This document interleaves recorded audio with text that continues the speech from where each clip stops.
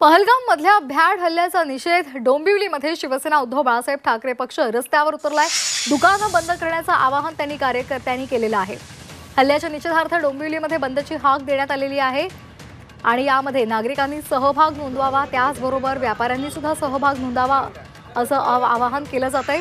तर डोंबिवलीमधली ही दृश्य पाहतोय। शिवसेना उद्धव बाळासाहेब ठाकरे पक्षाकडून व्यावसायिकांना, दुकानदारांना दुकानं बंद ठेवण्याचं आवाहन करण्यात आलंय।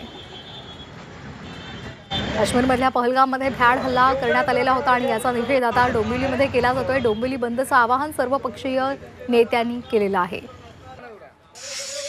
या डोंबिवली शहरावर एवढा मोठा आघात झालेला आहे की आम्हाला दुःख सावरण्यासाठी बरेच वर्ष लागतील, कारण एवढे चांगले या आमच्या डोंबिवलीकरातले पहिल्यांदा काश्मीरला फिरायला गेलेत, परंतु या आतंकवादी हल्ल्यामध्ये आमचे तिन्ही भाऊ आतंकवादी हल्ल्यामध्ये तिथं वीर मरण आलं त्यांना, त्याबद्दल आम्हाला दुःख आहेच। काल आम्ही सर्वांनी निर्णय घेतला आणि आमचे जिल्हा प्रमुख आदरणीय दीपेजी म्हात्रे यांच्या आदेशानुसार आजच्या या बंदला पाठिंबा आम्ही जाहीर केलेला आहे आणि त्या पद्धतीने आम्ही सर्व नागरिकांना किंवा दुकानातील सर्व व्यावसायिकांना विनंती करतो की बाबा तुम्ही बंद करा,